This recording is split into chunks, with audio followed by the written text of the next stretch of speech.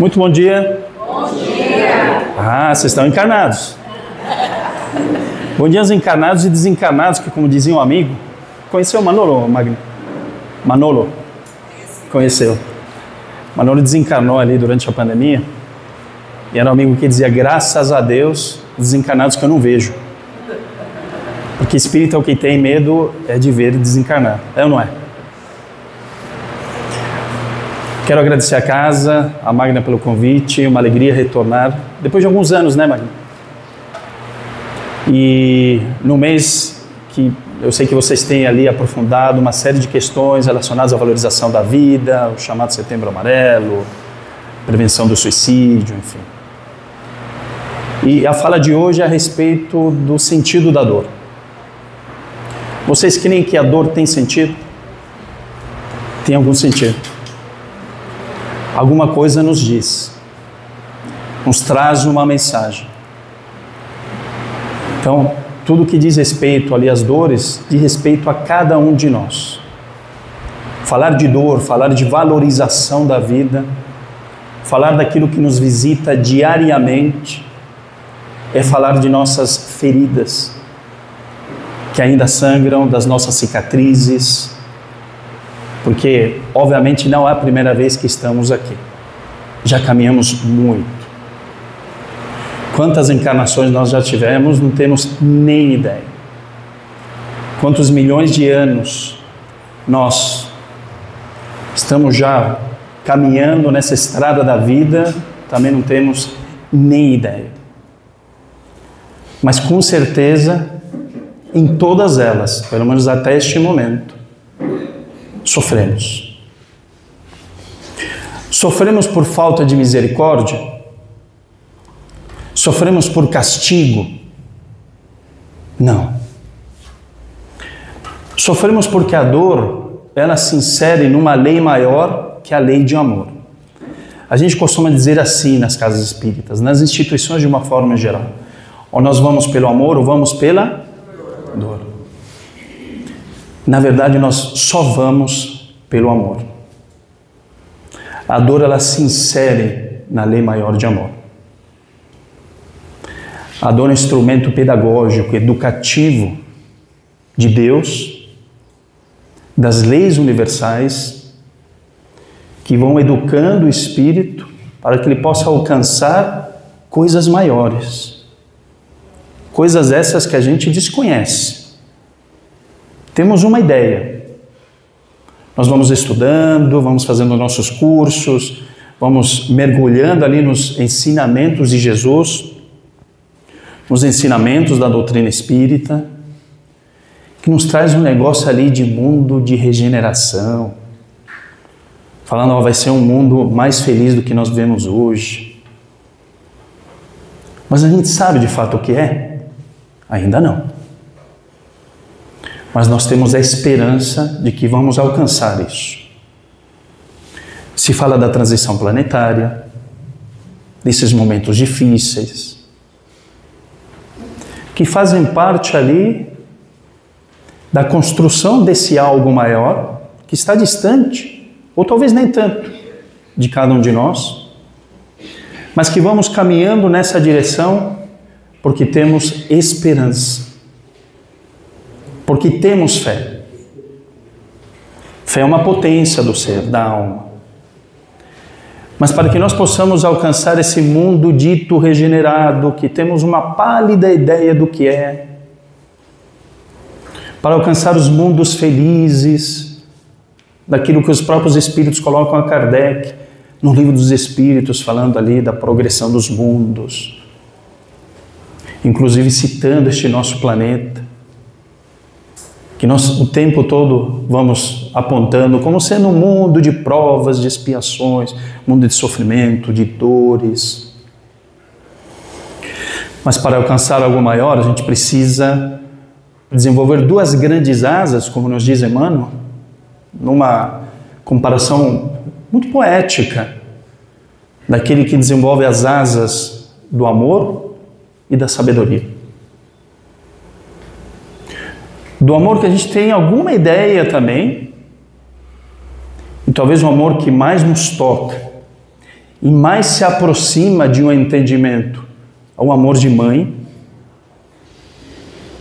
E a gente começa a entender que amor é esse que Deus, essa força maior, tem por cada um de nós. E a sabedoria, que não é simplesmente conhecer. Eu conheço todas as perguntas e respostas do livro dos Espíritos, questão tal, resposta tal. É mais do que isso. É um convite a internalizar. E internalizando, e aquilo que vai tocando o meu coração, faz com que em algum momento eu comece a vivenciar. Vivenciar. Não fica só aqui. Fica principalmente no coração. Então, quando se fala das duas grandes asas que fazem com que nós possamos ali alcançar voos maiores, do amor e da sabedoria, necessariamente nós vamos passando pela dor, que nos impulsiona dentro dessa lei maior que é o amor e da possibilidade de nos tornarmos pessoas sábias. Herculano Pires, que é um filósofo espírita, enfim, a filha dele já veio aqui? Não? Já? A Heloísa Pires. Tem uma frase muito interessante dizendo: o espírito ele não foi criado para o esvoaçar das borboletas. Aquele voo bonito, mas raso, delicado, sutil. Ele foi criado para o alto voo das águias. Essas aves poderosas, grandes, enormes, que vão quilômetros acima aqui da Terra. Se nós somos águias em potencial, para que nós possamos alcançar esses altos voos, com as asas do amor e da sabedoria, ele completa: se faz necessário enfrentar assim as lutas da vida. E as lutas da vida necessariamente nos causam dor. Que são esses enfrentamentos do dia a dia. Essas dores que vão nos visitando, vão gerando feridas, que horas vão cicatrizando, horas vão se abrindo, vão sangrando, e fazem com que em algum momento a gente desanime, com que a gente chore, com que a gente queira em algum momento desistir. Pô, Senhor, para mim não dá mais. Está difícil demais aqui, está complicado. Quero desencarnar para recomeçar. Como se fosse fácil assim, né? É ou não é? Não tem hora que fala assim, vamos dar um reset aqui, e desencarno, vai começar tudo de novo. Como se fosse dentro de uma facilidade de reiniciar um jogo em que novas provas virão, só que mais fáceis do que antes. Temos ali a sensação de que recomeçar é um pouco disso. Só que a vida é uma continuidade, ela é dinâmica. As experiências vão se somando o tempo todo, buscando nos educar, ensinar o ser para esses voos maiores.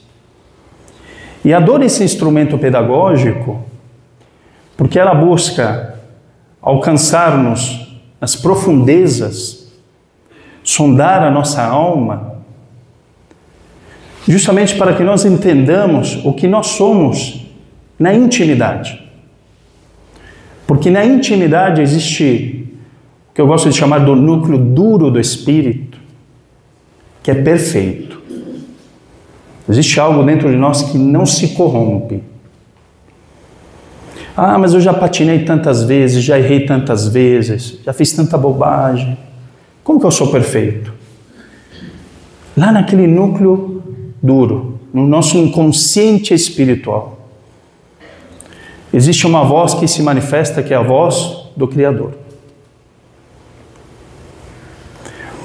Tem um conceito ali na doutrina espírita que é da imanência divina. Dentro dessa filosofia tão cara para nós, que diz: o Criador está em tudo e em todos. Deus permeia Essa história toda. Ele está aqui nesse momento? Está. Se não estivesse, não estaríamos vivos. Nem existiríamos. Na ideia que vamos nos distanciando de um entendimento que Deus é aquele ser barbudo, sentado ali no seu trono. A figura de Deus como essa energia pouco compreendida por nós, ela é presente, é figura viva na sua criação. Então dizer que Deus está em nós não é forçar a barra, é uma realidade. Quando Jesus diz, eu e o Pai somos um, e que em algum momento é entendido e compreendido por algumas filosofias, algumas outras crenças religiosas, então Jesus é o próprio Deus. Porque se ele está dizendo que ele e o Pai são um, nesse momento ele se manifesta como o próprio Deus encarnado. O que Jesus nos diz nesse momento é que ele, com essa figura grandiosa, que para nós é o governador do planeta, fala essa trazida pela primeira vez por Leon Denis, diz, quem que é Jesus? É o governador planetário, é o mandatário. Quando ele diz, eu e o Pai somos um, é porque ele está em perfeita harmonia com o Criador. Ele reflete Deus na sua perfeição. Ele o compreende na sua profundidade. E porque o Criador o habita. Deus está nele. Mas como Deus está em cada um de nós. Esse é o núcleo duro do Espírito. Incorruptível. Sempre perfeito. Porque se nós não tivéssemos absolutamente nada de perfeição dentro de nós, seria muito difícil vencer as nossas dores, vencer as nossas lutas, os nossos sofrimentos. Porque a nossa tendência é olhar para trás, olhar para o passado, enxergar que, eu errei aqui, patinei aqui, sofri isso, sofri aquilo, outro, tal. O que eu tenho de bom? O que nós temos de bom é Deus dentro de nós, no qual nós vamos percebendo as infinitas potencialidades que nós possuímos. Infinitas. E entre elas, a potência da dor. Vocês conhecem o livro O Problema do Ser, do Destino e da Dor? Leon Denis, que acabei de citar. Vale a pena a leitura, vale a pena o estudo. O problema do ser, do destino e da dor. E na terceira parte do livro, ele fala sobre potências da alma. As grandes potências da alma. E ele vai justamente aprofundar a ideia e o conceito de dor, que está nessa terceira parte, portanto, sendo uma potência. E um dos trechos nos diz, a dor é uma lei de equilíbrio e de educação. A dor nos equilibra, busca nos harmonizar, portanto, nos educa. Imaginem só para o nosso dia a dia, se nós não tivéssemos dor. Seria algo bom? O que vocês acham? Não ter dor. Zero. Vocês estão encarnados ou não? Vocês acham que não ter dor no dia a dia seria bom? Sim? A maioria acha que sim? Então vamos lá. Existe uma doença genética em que espíritos nascem sem a capacidade de sentir dor. Imagina a criança ali brincando, de repente ela cai. Caiu. Não está queixando de dor, está tudo bem. De repente, após algumas semanas, a mãe vai lá naquela criança e percebe que a perna dela está inchando, está roxa, tem alguma coisa estranha. Pô, mas o que aconteceu? Você bateu? Não. A criança nem lembra quando ela bateu, quando ela caiu. Não tem nem ideia. Aí começa ali a puxar pela memória. Ah, você caiu 2, 3 semanas atrás quando você estava jogando bola ali com teus amigos. Mas vamos lá, ver o que está acontecendo. Vai investigar. Fratura, quebra. Quebrou um osso. Se ele tivesse a capacidade de sentir dor, seria bom? Mudou a resposta. Então vocês imaginam alguém que nasce, que graças a Deus é raro, mas existe. Pessoa sem capacidade de sentir dor, e aqui, dor física. A dor a gente pode falar aqui horas e horas, falando sobre dor moral, dor da alma, e por aí vai. Dor física. Que só descobriu que tinha fraturado, porque o corpo começou a dar sinais de maior gravidade. A dor, portanto, para nós é uma bênção, porque faz com que a gente redirecione as nossas vidas. Redirecione. É que tem hora que a gente gosta de insistir no erro, no equívoco, e continuar naquele sofrimento, naquela dor. Um exemplo, Paulo de Tarso. Leram Paulo e Estevão? Quem não leu, leia. Livro maravilhoso. Numa passagem marcante, conhecida por todos nós, que nos toca, nos emociona, com o encontro dele, Paulo, que ainda não era Paulo, era Saulo, não tinha se transformado, com Jesus na estrada de Damasco. E Jesus lhe diz: Saulo, por que recalcitras contra o aguilhão? Traduzindo, por que você continua dando murro em ponta de faca? Porque naquele momento ele já estava esgotado, cansado, perseguindo toda aquela população ali dos cristãos, que ainda não tinha esse termo, mas eram aqueles que estavam seguindo Jesus. Tinha perdido a sua noiva, Abigail, tinha apedrejado Estevão, consumido pela raiva, pelo ódio, mas cansado, esgotado. Havia uma voz dentro dele, do núcleo duro do Espírito, onde se manifesta a voz divina, perfeita, que ele diz: Saulo, redireciona a tua vida. Mas ele insistia, dando murro em ponta de faca. E é o que Jesus lhe diz: por que recalcitras contra o aguilhão? Naquele momento, com aquela figura grandiosa do mestre, ele cede. Cai a armadura. Ele redireciona a sua vida. As dores o levaram a um redirecionamento para se tornar, na mesma existência, um dos maiores perseguidores do cristianismo até hoje e, ao mesmo tempo, um dos seus maiores divulgadores. Mas a vida dele depois, nessa segunda metade, foi só de paz? Não. É pedrada, é fome, é choro, é angústia. Pô, mas ele não redirecionou? Sim, mas a dor começa a ganhar um outro caráter.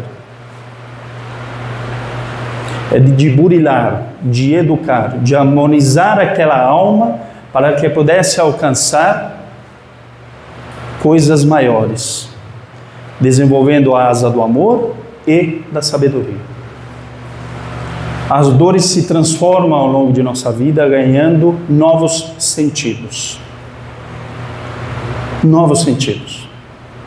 Nos mostrando novos conceitos, novas ideias, novas formas de enxergar tudo isso que nós chamamos de vida. Para que possamos, sim, em algum momento, alcançar a plenitude. Alcançar o que é a felicidade no outro estágio. Porque quando Cristo nos diz a felicidade não é deste mundo, não é que Ele está nos lançando às trevas, ao inferno, ao sofrimento de viver o tempo todo nesse planeta. Não é isso. A felicidade não é de um mundo no qual por vezes nós recalcitramos contra o aguilhão, ou seja, continuamente damos murro em ponta de faca e nos diz: a felicidade não é desse mundo que você criou, desse teu mundo particular, que a gente vai lembrando das coisas que faz.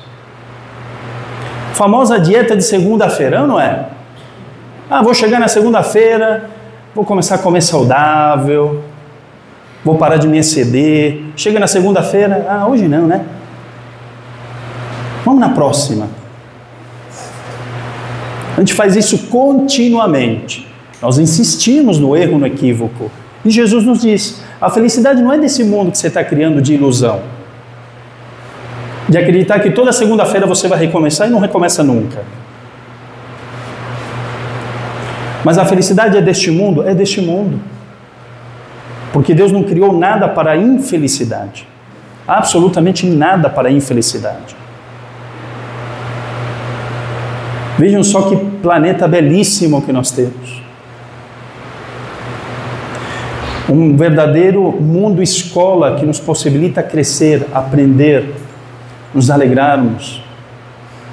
Certa vez ouvi ali de um colega evangélico dizendo: a pobreza é de Deus, a miséria é do homem. No sentido de que neste mundo em que nós vivemos, as diferenças das mais diversas, elas fazem parte ali desse nosso mundo, sim, de provas e expiações, de dificuldades, de diferenças sociais, econômicas, fazem parte. Mas a miséria nós criamos. A miséria nós criamos. Nós vemos ali um avanço da ciência, da tecnologia fabuloso em vários países, e de outro canto não tem um grão de arroz para as pessoas se alimentarem. Isso é criação divina? Não. Isso é criação nossa. De cada um de nós. Vamos lembrar de uma fala de André Luiz, no livro chamado Evolução em Dois Mundos, um livro lindo, fantástico, no prefácio. Ele diz assim: existem os co-criadores em plano maior, ou seja, o que é co-criar? O grande criador é Deus. Co-criar é criar junto.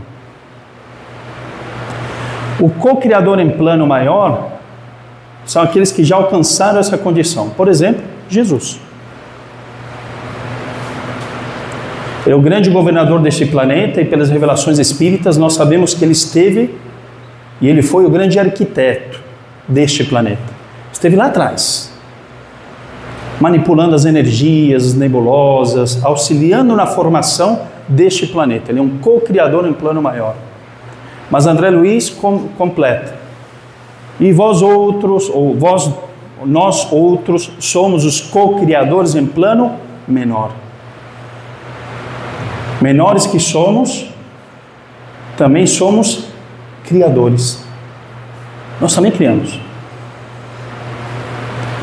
Criamos para o bem, criamos para o mal. Para a sabedoria, para a ignorância. Então as misérias estrondosas que vamos vendo ali no dia a dia são criações nossas. Nós recalcitramos contra o aguilhão. Damos murro em ponta de faca o tempo inteiro. E o convite é para fazer diferente. A dor, portanto, não vai nos direcionando, vai nos mostrando: veja, está sofrendo com isso? Isso te incomoda? Faça diferente. Mas está tendo guerra do outro lado do mundo, naquele outro canto. O que eu posso fazer à distância? Oração. Prece. Julgar de maneira diferente. Mas não podemos julgar. Emmanuel diz: sim, devemos julgar, mas julgar com amor. Porque é no julgamento que eu percebo o que é o certo, o que é errado, o que eu posso fazer de bem. O problema não é julgar, é a maneira como eu julgo. Quantas vezes a gente não se pega, mas aquele desgraçado e tal, como Deus criou uma criatura dessa? Não, não é? Deus deve estar arrependido da sua criação. Já ouviram isso? Já ouvi várias vezes. Como Deus vai estar arrependido da sua criação? Ele não é Deus, não é onisciente, ele não conhece tudo. Então ele ia saber as bobagens que a gente ia fazer. Se ele ia saber as bobagens que nós fazemos, vocês acham que ele ia querer se desgastar com essa história? Eu falo, não vou nem criar a humanidade, não vou nem me desgastar.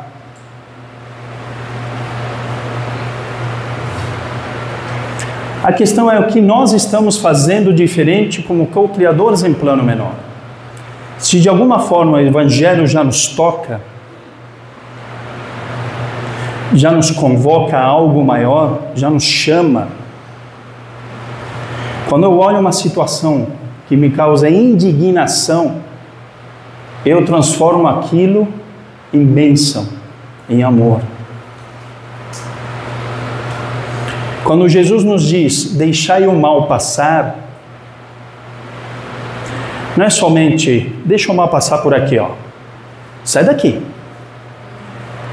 É deixar o mal passar por você e se torna instrumento de transformação desse mal em bem. Transforme o ódio em amor. Transforme as dores em amor. Os sofrimentos. É fácil? Claro que não. Óbvio que não é. É legítimo que nós possamos trabalhar dentro dessas dores, dentro desses sofrimentos, a diminuição das mesmas. Que às vezes a gente é meio radical, meio xiita. A gente olha isso na história da humanidade. Já que a dor, o sofrimento é importante para mim, chicoteia. Aí certa vez perguntaram para o Chico, mas Chico, essa dor é tão importante para a evolução do ser humano,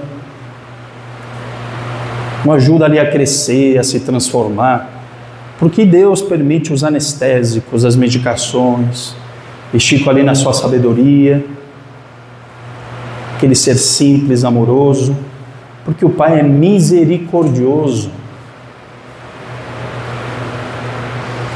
A dor inserida nessa lei de amor nos ajuda ali como instrumento pedagógico a esse equilíbrio, a essa harmonia, mas é legítimo que nós possamos buscar meios de aliviá-la,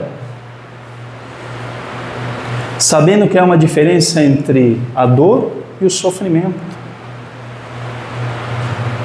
Se eu bato ali a perna nesse púlpito, eu vou sentir dor. O sofrimento diz respeito à maneira como eu lido com a dor. E isso é muito particular. É muito particular. Então precisamos tomar bastante cuidado com alguns julgamentos que nós fazemos. Quando alguém vem desesperado e diz, aconteceu isso, aquilo, outro. E a pessoa desesperada, se debulhando em lágrimas, dizendo, eu não quero mais viver. E aí a gente julga e diz, mas só isso? É só isso? É por isso que você está chorando? A minha interpretação, a maneira como eu lido com essa dor, diz respeito a mim. A maneira como o outro lida, diz respeito ao outro. Isso é o sofrer, a maneira como cada um de nós lida com a dor. E cada um está no seu momento. No seu momento. E isso deve ser respeitado. Porque não é incomum, aproveitando esse nosso mês ali de valorização da vida e tanta coisa vai sendo dita, de alguns mitos que vão surgindo, mas se ele quisesse se matar, ele se mata mesmo. Mas se ele quisesse se matar, ele não avisa. Avisa sim. Avisa. Ah, mas quer se matar por essa bobagem? É bobagem para quem? Pode ser bobagem para mim, mas para o outro não é. Não é. Tem um psiquiatra austríaco chamado Viktor Frankl, já ouviram falar? Ele tem um livro escrito Em Busca de Sentido, um dos livros mais lidos da humanidade, que são as experiências dele nos campos de concentração na Segunda Grande Guerra. Ele era judeu e passou por 5 campos de concentração, e vocês imaginam todo o que ele sofreu lá dentro. Aquela página da história tão terrível para todos nós. E ele é considerado o pai da logoterapia, terapia do sentido. Daquilo que faz sentido nas nossas vidas. E mesmo ele tendo perdido os pais nos campos de concentração, morreram lá dentro, um dos irmãos e a esposa, que também foi presa no campo de concentração e estava grávida, e portanto morreu a esposa e o filho, mesmo com perdas tão importantes, ele dizia: se a vida tem sentido, a dor também tem, portanto o que eu vivi lá dentro tem sentido para mim. E nos diz em relação à dor: a dor é como se fosse uma substância gasosa. O que acontece com o gás? Quando você coloca naquele ambiente, ele ocupa o espaço inteiro. Sempre ocupará o espaço inteiro. Pode ser algo pequeno, pode ser um recipiente maior. Portanto, a dor que o outro sofre está ocupando o seu espaço interior por inteiro. Talvez não ocupe para mim, mas para o outro ocupa. E precisamos valorizar isso. É importantíssimo. Se não caímos naquele julgamento sem amor, como nos diz Emmanuel, que machuca, que fere. E o objetivo é que nós possamos acolher sempre, abraçar sempre, fazermos diferente do que nós gostaríamos que as pessoas no geral, por vezes, fazem por ignorância com nós mesmos. Como disse, se já estamos sendo convocados, chamados pela vida, se o Evangelho já de alguma forma nos toca para que possamos nos revolucionar, fazer diferente do que nós comumente fazemos no dia a dia. E é no Evangelho que vamos encontrando os maiores instrumentos, não só de educação, mas de alívio de nossas dores, do entendimento das situações difíceis que vão nos visitando dia após dia. Seja no campo da saúde, das doenças físicas que nos alcançam, das doenças mentais, seja em termos econômicos, financeiros, às vezes a gente passa por situações mais complicadas, sejam dos relacionamentos, e quanto que é difícil se relacionar com o outro, viver em família, entender o outro, sermos entendidos. O Evangelho vai nos trazendo respostas para que nós possamos entender o que eu posso fazer de diferente para aliviar o meu sofrimento, porque a dor ela continuará lá. Por enquanto, continuará lá. E o convite é para que nós possamos ter uma atitude, para que nós sejamos ativos, para que nós possamos modificar nossa postura perante as dificuldades, nos encorajarmos, fazer diferente, retirarmos o espinho que machuca a nossa carne. Já viram aquela situação, já vivenciaram, da criança com espinho na mão, aí o adulto vai tirar? Não tira não. Não tira por quê? Está doendo. Ué, se já está doendo, Não é importante que eu retire o instrumento da dor? Ah, mas vai doer mais. Dói naquele momento. É o ápice, para depois aliviar. Porque só retirando o espinho, eu consigo enxergar a ferida, entender o tamanho dessa ferida, lavá-la, aplicar o remédio correto, entender se eu vou ter que tomar algum antibiótico ou não, porque enquanto o espinho continuar lá, eu não tenho condições de fazer nada. Só estou sofrendo. E o convite do Evangelho, que é uma mensagem de esperança, é uma mensagem que nos coloca em movimento. A esperança aqui não é de esperar, é de esperançar, é uma ação, é atitude. É nos colocarmos de pé e cabeça erguida e continuar na possibilidade de enfrentar as lutas da vida. É o bom combate que nos diz Paulo. Para que cada vez mais tenhamos o entendimento das dores que nos visitam e não desejemos em algum momento desistir. Então a mensagem de valorização da vida é para que não desistamos, para que nós continuemos sempre, porque vale a pena. Vale a pena. Porque tudo isso vai passar.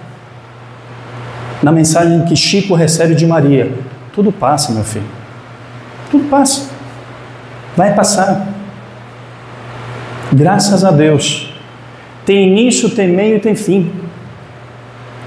Às vezes a gente já está naquele limite, no desejo de desistir, e nós estamos ali a poucos centímetros de finalizar aquela etapa dolorosa de sofrimento.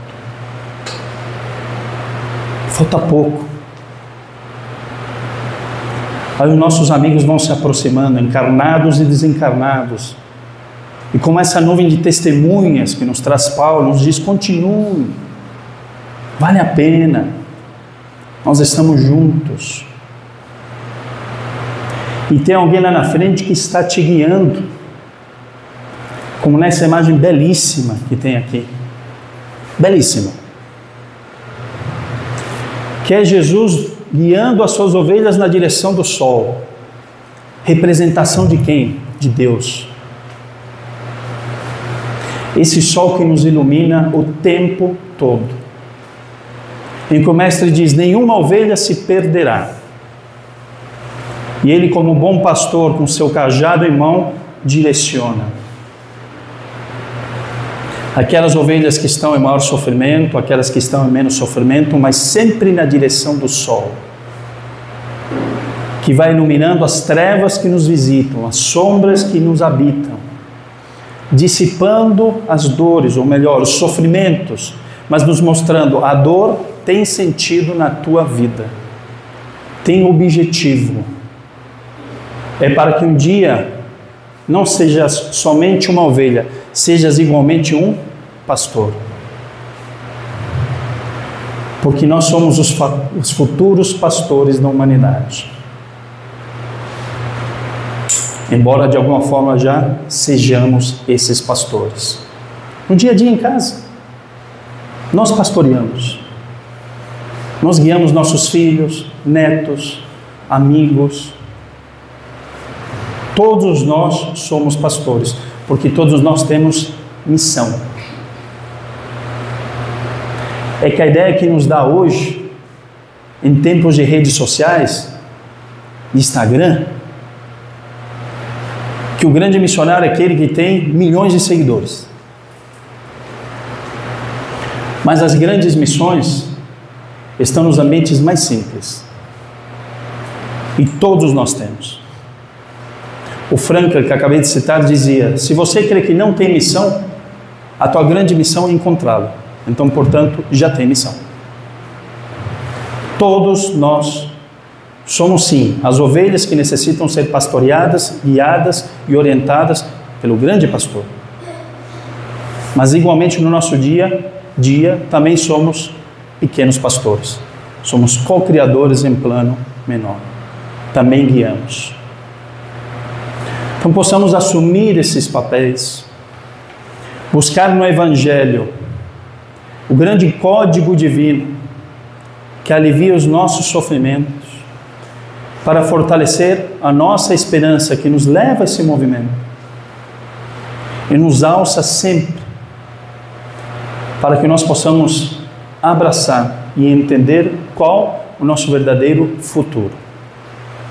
A felicidade sim é deste mundo, e nós podemos fazer diferente para que nós sejamos felizes de fato e de maneira plena. Eu agradeço muito o carinho de vocês, a atenção, a vibração, e que Deus nos ilumine nesse domingo lindo, ensolarado, e muita paz a todos.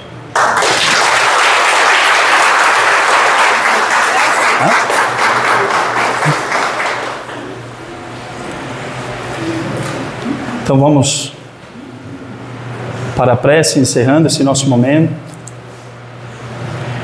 Convido a todos para, se sentindo confortáveis, cômodos, possam fechar os olhos na matéria.